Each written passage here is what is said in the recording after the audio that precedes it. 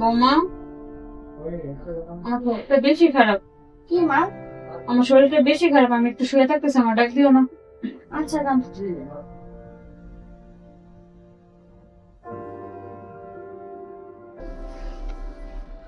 বৌমা আবার পাক করে কি করে?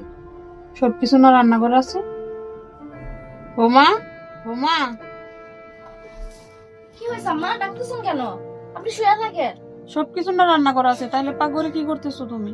আম্মা, আপনি না বলছেন আপনার ভালো লাগতেছে না, এই জন্য আপনার জন্য দুধ গরম করতেছি। দুধটা খাইলে আপনার একটু ভালো লাগবে। আরে পাগল একটা, এখন আবার দুধ গরম করা লাগতো?